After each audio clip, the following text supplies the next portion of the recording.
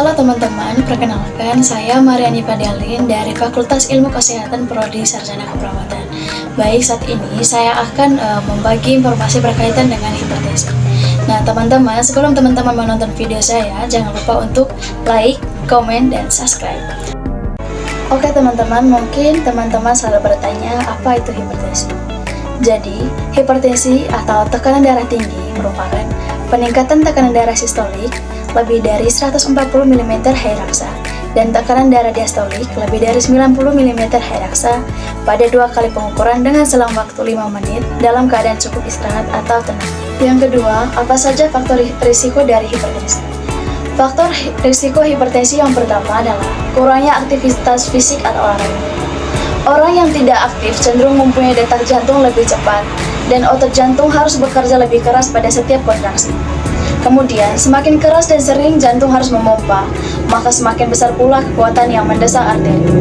Aktivitas fisik yang kurang berisiko 2,67 kali menderita hipertensi dibandingkan dengan yang sering beraktivitas fisik atau olahraga. Yang kedua adalah stres. Kondisi stres meningkatkan aktivitas saraf simpatis yang kemudian meningkatkan tekanan darah secara bertahap. Artinya, semakin berat kondisi stres seseorang, maka semakin tinggi pula tekanan darah. Yang ketiga, mengonsumsi garam berlebihan. Sodium adalah penyebab penting dari hipertensi esensial. Asupan garam yang tinggi akan menyebabkan pengeluaran berlebihan dari hormon natriuretik yang secara tidak langsung akan meningkatkan tekanan darah. Kemudian asupan garam tinggi yang dapat menimbulkan perubahan tekanan darah yang dapat berdeteksi adalah lebih dari 14 gram per hari atau jika dikonversi ke dalam takaran sendok maka adalah lebih dari 2 sendok makan. Yang keempat, merokok. Nikotin yang beredar di dalam tubuh akan memberikan sinyal kepada otak untuk melepaskan hormon adrenalin. Adanya hormon ini akan membuat pembuluh darah menjadi menyempit dan memaksa jantung untuk bekerja lebih baik. Tarik yang masuk ke dalam darah dapat memaksa jantung untuk bekerja dan memompa darah lebih kuat sehingga dapat meningkatkan tekanan darah di dalam tubuh. Kemudian karbon monoksida zat ini dapat meningkatkan hemoglobin di dalam darah sekaligus mengentalkan darah sehingga mudah menempel di dinding pembuluh darah. Pembuluh darah akan menyempit dan akhirnya memaksa jantung untuk memompa darah lebih cepat. Yang kelima, genetik. Adanya faktor genetik pada keluarga akan menyebabkan keluarga berisiko menderita hipertensi. Hal ini berhubungan dengan peningkatan kadar sodium intraseluler dan rendahnya rasio potasium terhadap sodium.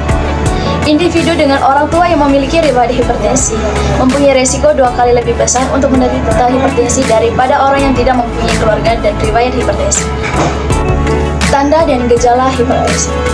Yang pertama, bercak merah pada mata, wajah memerah, pusing, sakit kepala, sesak napas, terdapat darah di dalam urin, detak jantung tidak beraturan, dan hidung mengeluarkan darah atau mimisan.